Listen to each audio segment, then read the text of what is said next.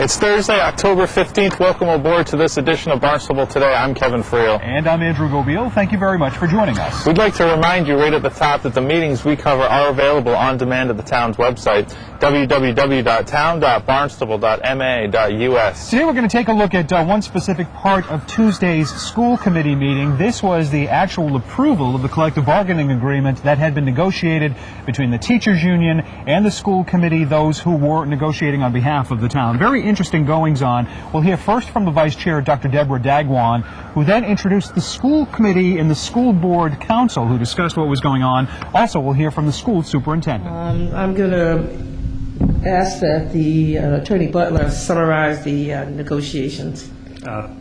Thank you, Madam Chair. This is the, we're presenting to you tonight for ratification the tentative collective bargaining agreement settlement with the Barnstable Teachers Association for the Teachers and Nurses Bargaining Unit. The proposed contract is a 3-year contract covering fiscal years 2010, 2011, and 2012. The salary schedule for those 3 years, the first year, FY 2010, will be a 0 increase.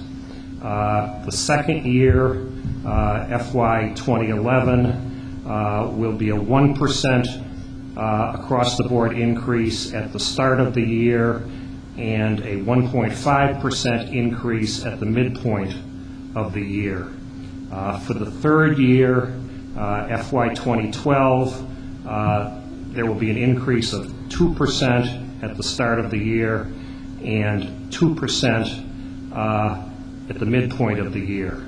The cost to the town over 3 years is approximately 5.5%. The increase on the salary base over that period is 6.5%. In addition to the salary increases, there will be an increase in regular longevity pay of $100 in each category starting in the second year, and an increase of $100 in longevity buyout in the second and third years.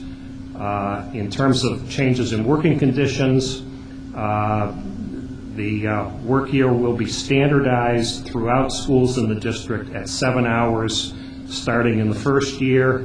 The work year will be 184 days as usual this year and will become 183 days starting in the second year.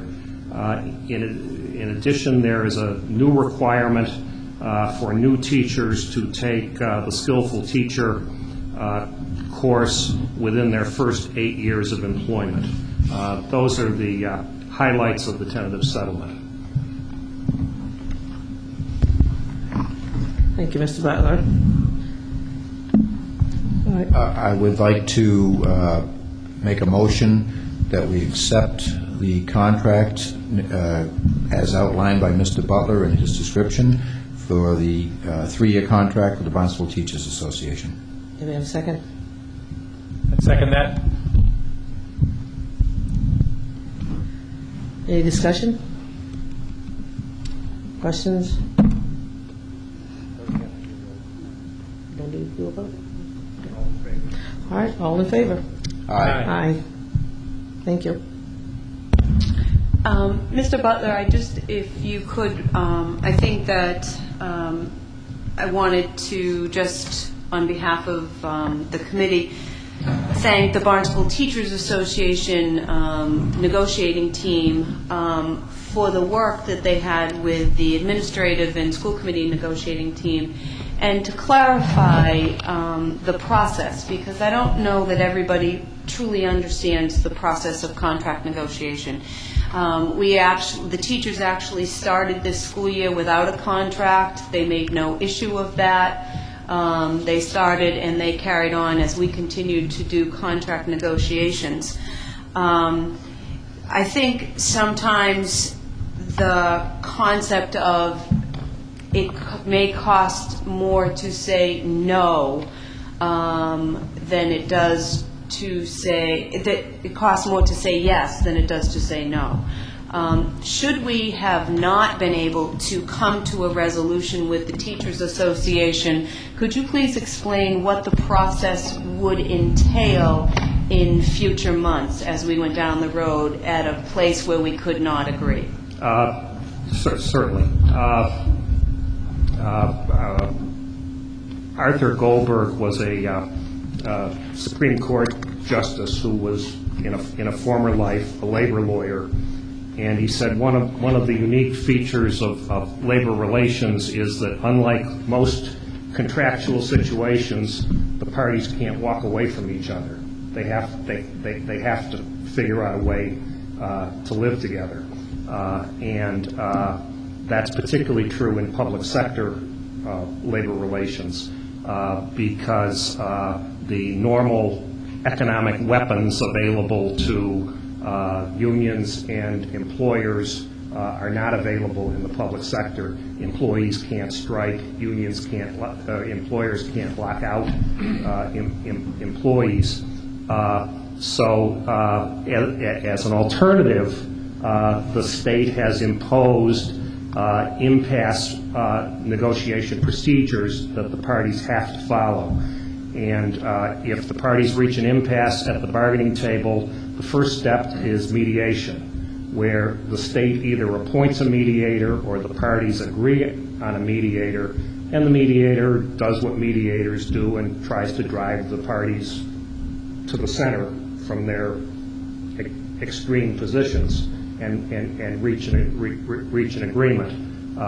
If that process is unsuccessful, the next step is mandatory fact-finding.